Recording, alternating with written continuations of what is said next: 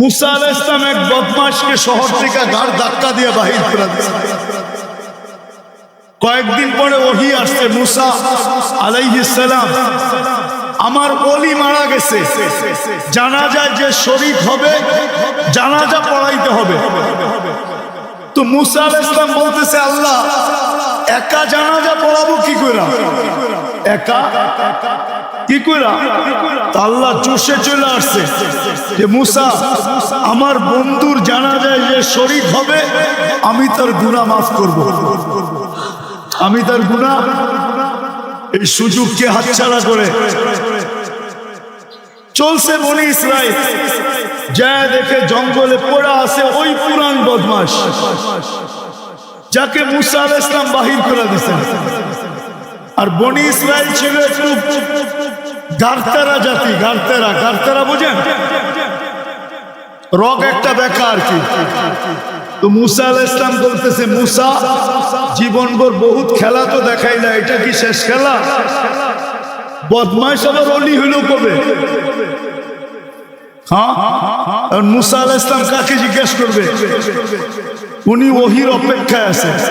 একটু পরে আল্লাহ ওহি পাঠাইছে, মুসা আলাইহিস সালাম ছিল তো বদমাশ সত্য, কিন্তু ফালাম্মা কারুবাল মাউত, আরবি শব্দগুলা কিন্তু ভালো মতো শুনেন। ফালাম্মা কারুবাল মাউত, যখন মউত একবারে সন্নিকটে চলে আসছে, রাআ ইয়ামিনা ওয়া শিমালা, ডাইনে দেখছে বামে দেখছে, আমামা ওয়া আরাআ, সামনে দেখছে পিছে দেখছে, করিবা ওয়া বাঈদা, কাছে দেখছে দূরে দেখছে, ফালাম ইয়াজিদ আহাদ, কাউকে পায় না মনের কথা বলার জন্য। ফালাম্মা রাআল উফুক, আকাশের দিকে তাকায়া বলতেছে, ইয়া মান লা তাদুররুহু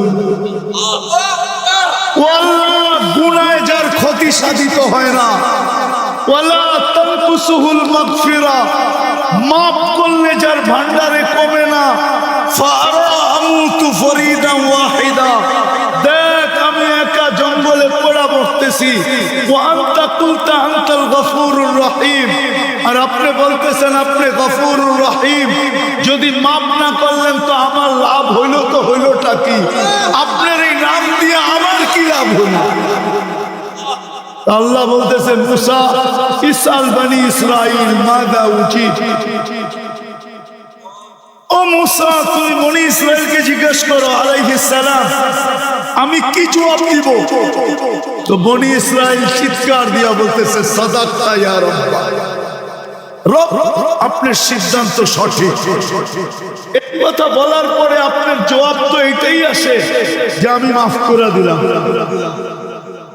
আজকের রাত্র হলো ওই রাত্র, শুধু ঘোরাঘুরির রাত্র না, একটা কোনায় বসেন, নির্জনে একা একা বসো। যুবক, তোমার যৌবন বড় দাম, আমি তোমাদের পায়ে হাত দিতেছি, আমি জানি তোমাদের যৌবন কত দাম, তোমরা আল্লাহর কাছে কত দামি হইতে পারো আমি জানি।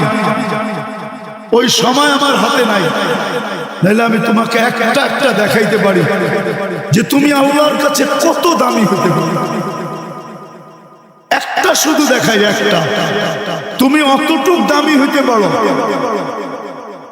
যে আল্লাহ তোমাকে দেখাবে আর ফেরেশতাদেরকে ডাইকা বলবে, ইন্নী উবাহি বিহিল মালাইকা, এই যুবককে নিয়ে আমি তোমাদের উপরে গর্ব করি, গৌরব করি।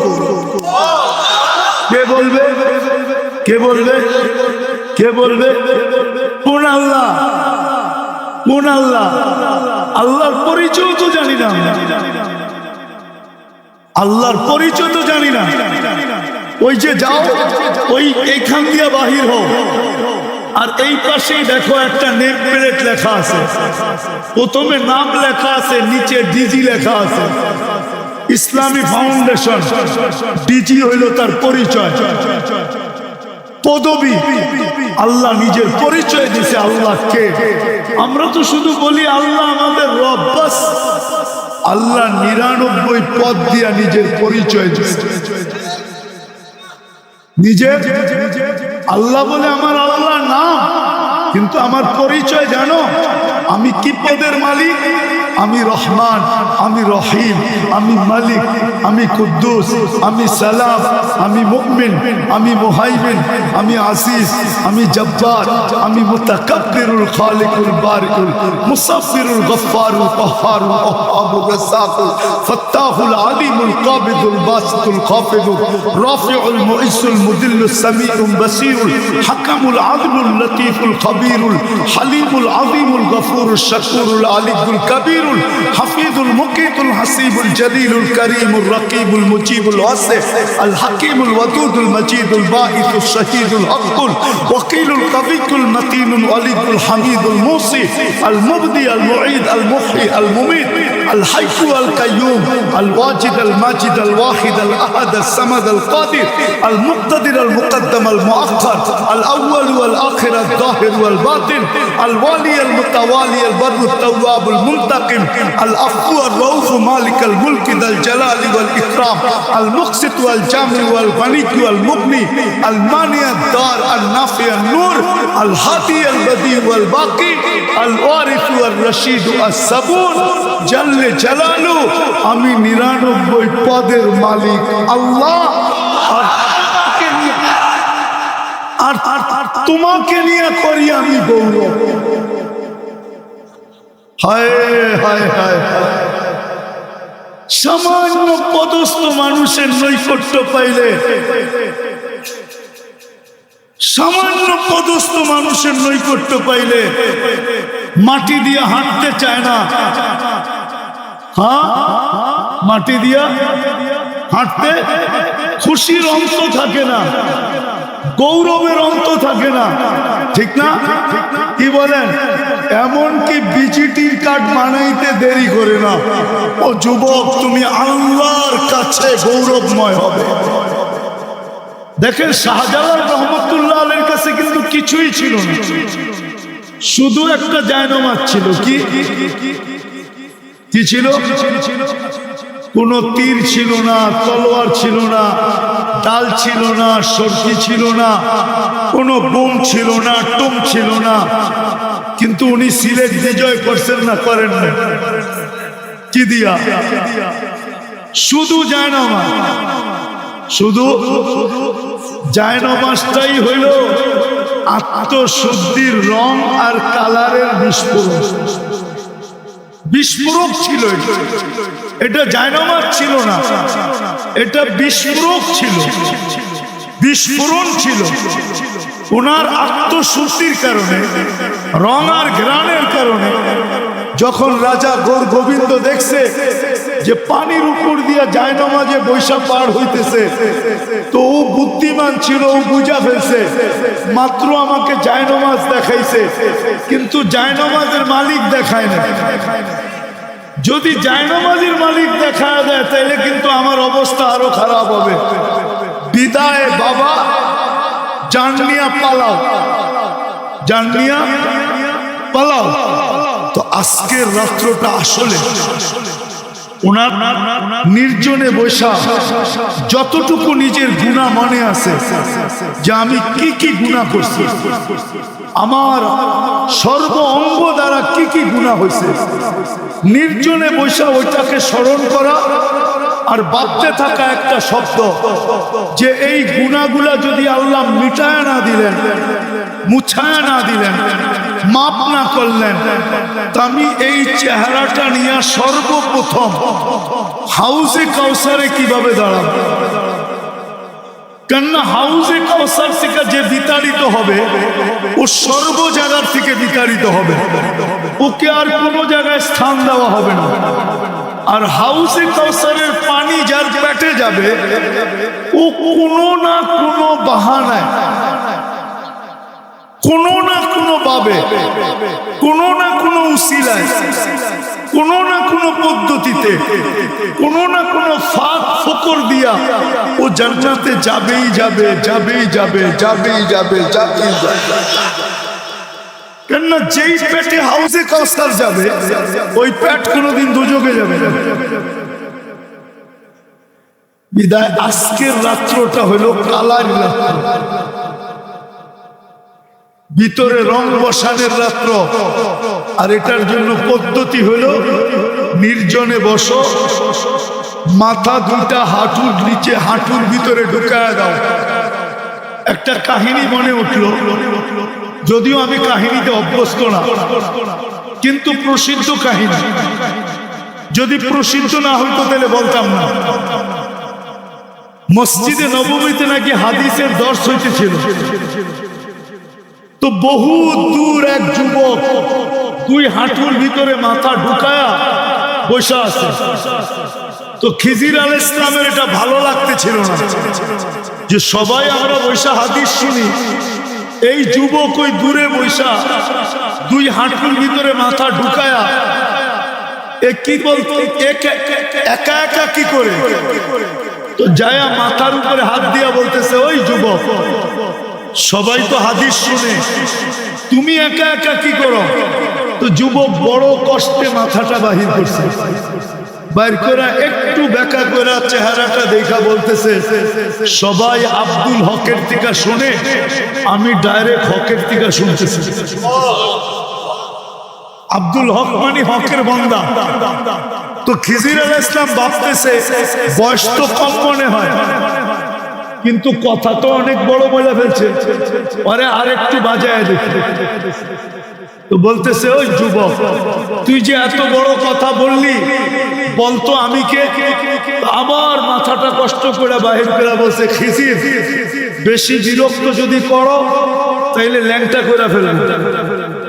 মানে ওই মানুষের ভিতরে যে চিৎকার দিল, এই যে এটা খিজির, বলতে দেরি, তোমাকে মানুষ বিরা ধরতে দেরি করবে না, তুমি এইখান থেকে জান নিয়ে যেতে পারবে না। তো খিজির আলাইহিস সালাম বুঝা ফেলছে যে না, আসলেই তো খিজির আলাইহিস সালাম মাথাটা নোয়ায় দিয়ে বলছে, বাবা আমার জান ছাড়, আমি মোটামুটি যাই এখান থেকে, জান বাঁচা। তো আজকের রাত্রটা হলো ওই রাত্র যে হাঁটুর নিচে নিজের মাথাটা ঢুকায় দিয়া, আমি বিশেষ করে যুবকদের পায়ে হাত দিয়া বলতেছি, তুমি জানো না আবার তুমি শবে বরাত পাবে কিনা, তুমি জানো না তুমি রমজান পর্যন্ত পৌঁছবে কিনা, আমিও জানি না যে আমি রমজান পর্যন্ত পৌঁছবে কিনা, আমিও জানি না আগামী 1 বছর পরে শবে বরাত পাবো কিনা। আজকের রাত্রটা হলো কালার রাত্র, নিজেকে রঙিন করো।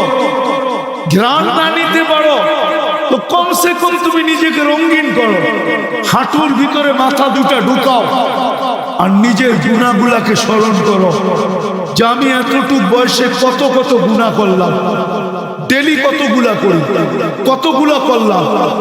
কালকে আল্লাহ যদি আমাকে মাফ না করলো, তাইলে আমি কালকে আল্লাহর রসুলের হাউজে কাউসারে দাঁড়াবো, তো দাঁড়াবো কি করে? যদি বিতাড়িত করে দিল, তাইলে আমার হবে তো হবে কি? দ্বিতীয় হলো আমি আল্লাহর কাছে যায় দাঁড়াবো কি করে? কি করে দাঁড়াবো?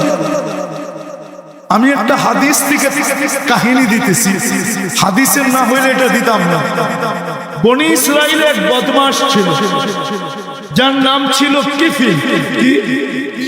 কিফিল বদমাশ ছিল, সে প্রতি রাত্রে জিনার পিছনে বর্তমান টাকায় 50 থেকে 60 লক্ষ টাকা খরচ করত, আর এটা তার নেশা ছিল। আল্লাহ তাকে এত টাকা দিছিলেন যে পাহাড় পর্যন্ত তার টাকার সামনে হার মানত। একদিন এক মেয়েকে নিয়ে আসছে, তো কামরার ভিতরে ঢুকায় বলতেছে, আমি প্রস্তুতি নিয়ে আসতেছি। যখন নিয়ে আসছে প্রস্তুতি, তো দেখে মেয়ে অজরে কাঁদতেছে। তো বলতেছে, ওই মেয়ে কাঁদিস কেন?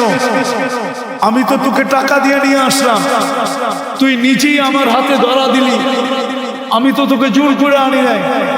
তো মেয়ে বলতেছিল, শোন কিফিল, আমি বাজারি মেয়ে না, আর এটা আমার পেশাও না, যে কোনো বিপদের কারণে আমি তোর হাতে ধরা দিতে বাধ্য হয়েছি।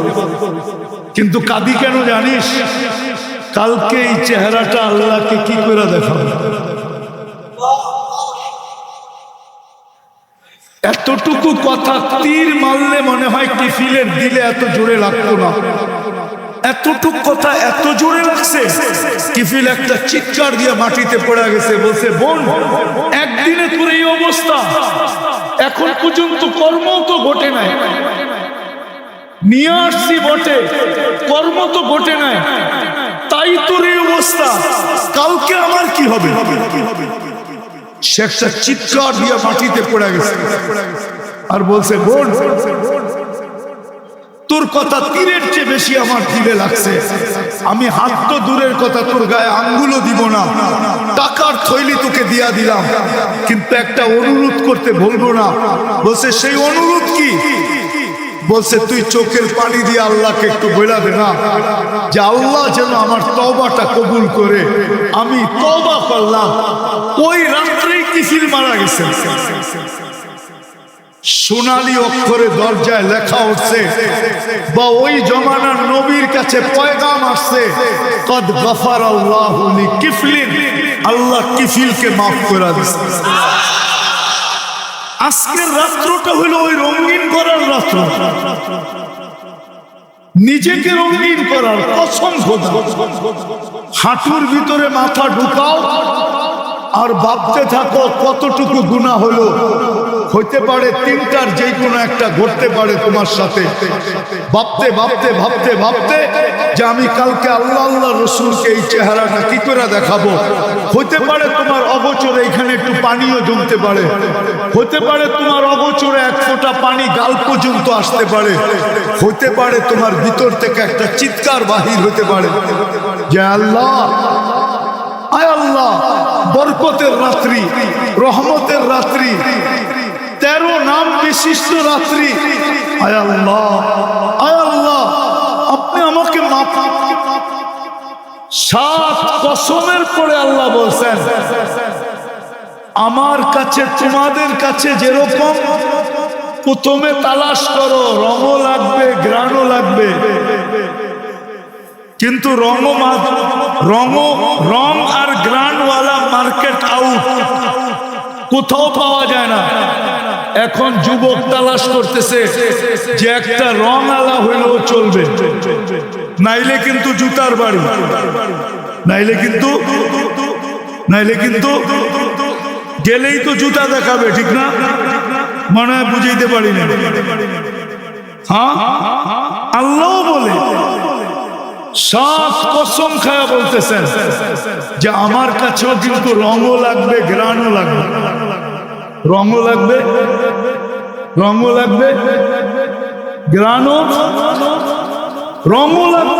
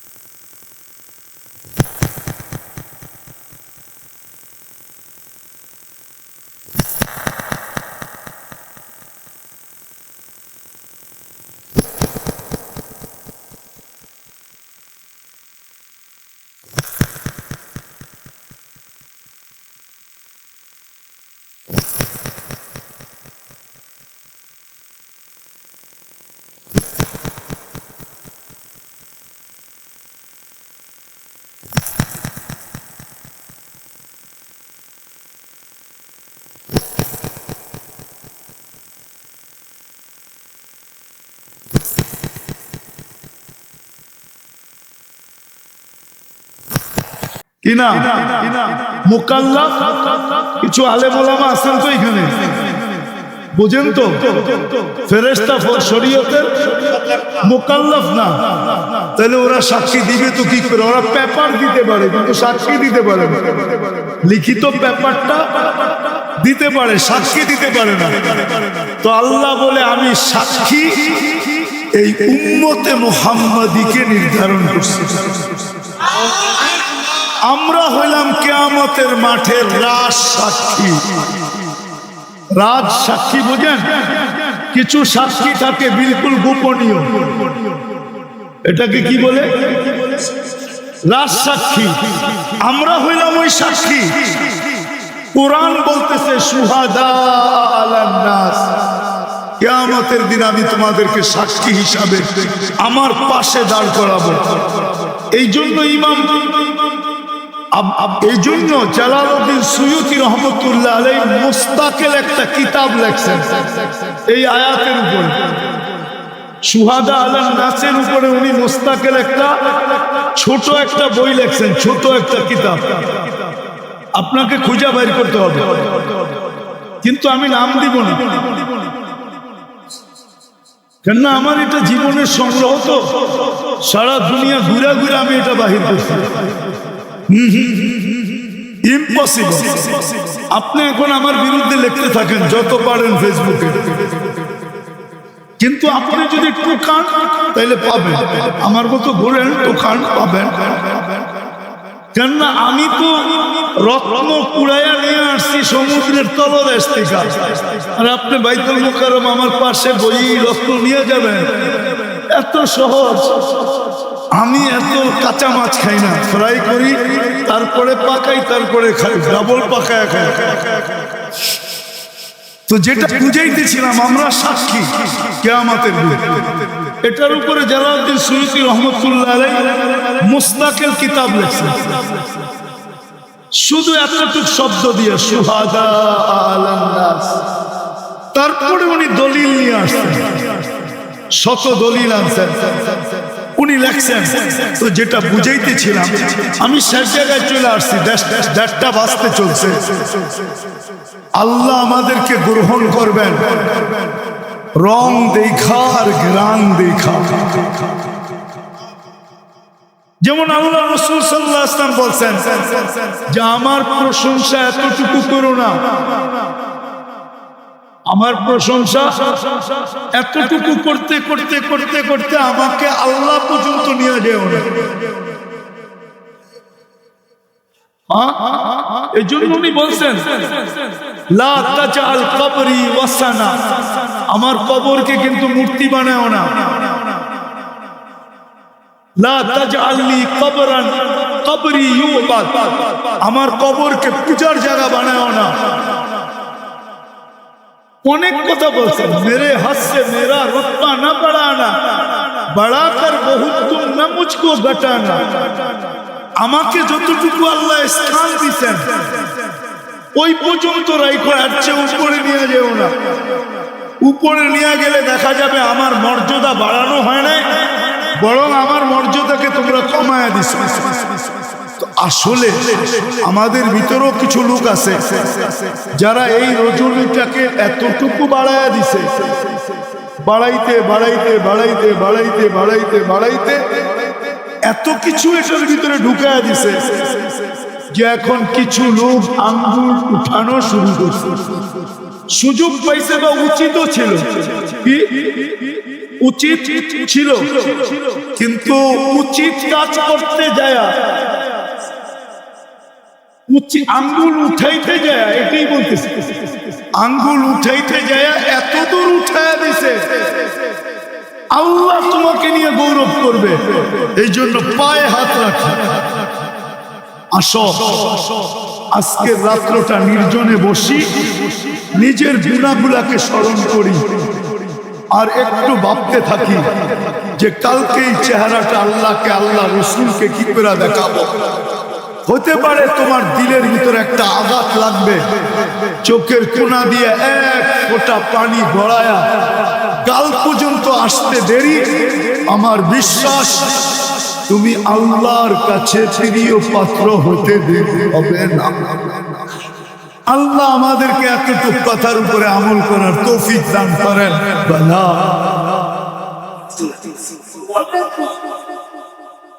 الله أكبر الله كما يدرس بجلال الشيطان والسكان يا أحمد من كان واسعك جلال الأقرب لا إله إلا الله ولا قلب ছিল শেষ শোনার কল্প ছিল শেষ এখন বিঘ্নার করো আল্লাহ তোমায় বসা করেছি আর বাড়িতে বসা খান বাড়িতে বসা কতগুলো মানুষ যদি তার বাড়িতে আসে আল্লাহ আমাদের পাশে খিড়কি আনলে কি হলো কেউ যদি কারো বাড়িতে আসে তাহলে এক গ্লাস পানি হলো পান করা আপনার মতো লুট কেউ নাই আপনার মতো আত্মমর্যাদা শীর্ষ কেউ নাই আপনার মতো গায়রতওয়ালা কেউ নাই এগুলা মাটির মানুষকে যে বাড়িতে রেখে আসবেন আর আত্মাখার করে পানি বিরোধ দিলেন তাও ওই সময় এই সময় আপনি গলার পুরো রাখতেছেন এই সময় আপনি মাঠ করার পুরো রাখতেছেন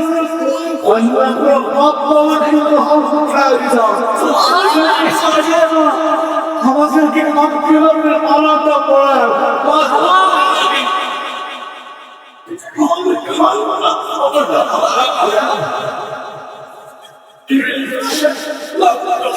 আজকে হাবিবের উম্মতকে মাফ করে দাও আপনার বন্ধুর উম্মতকে মাফ করে দাও উম্মতকে মাফ করে দাও আল্লাহ পুরো উম্মতকে মাফ করে দাও ইসলামের সাথে সাথে জিন্নাতকে মাফ করে দাও আল্লাহ को माफ करा दे मजलूम को माफ करा दे प्रत्येकটা উম্মতকে মাফ করা দে আয় আল্লাহ যে নিজেকে উম্মত বলে মনে মনে ভাবে প্রকাশ করুক আর না করুক ওকেও মাফ করা দে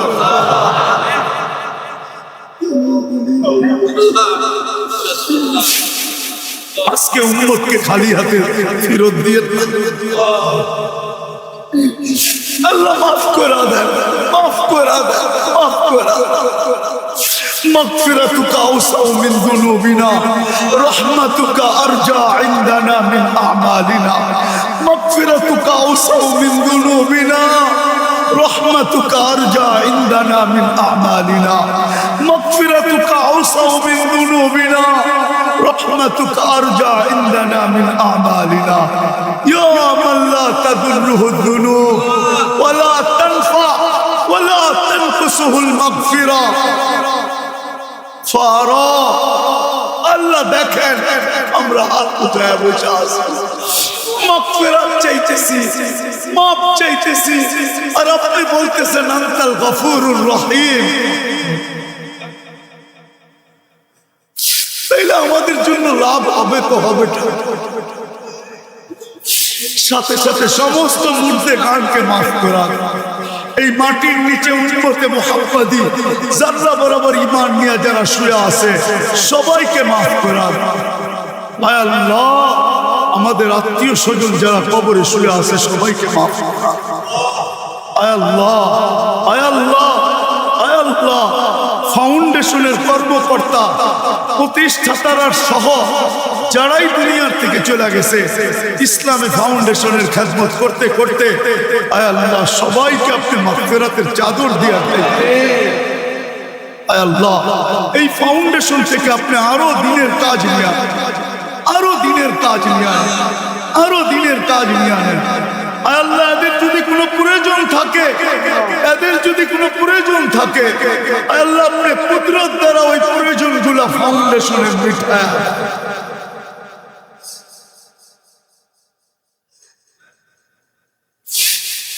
আল্লাহ ফাউন্ডেশনের প্রতিষ্ঠাতা পরিষদ যারাই কবরে চলে গেছে আল্লাহ সবাইকে আপনি মাফ করে দেন আল্লাহ আমাদের দেশটাকে আপনি সুরক্ষিত হেফাজত করেন আর সর্ব ধরনের বিপর্যয়ের থেকে রক্ষা করেন সমস্ত ধরনের বিপর্যয়ের থেকে রক্ষা করেন সমস্ত ধরনের আসমানি জমিনি বালার থেকে হেফাজত করেন সর্বশেষ আয় আল্লাহ আপনি ফিলিস্তিনকে জয় যুক্ত করেন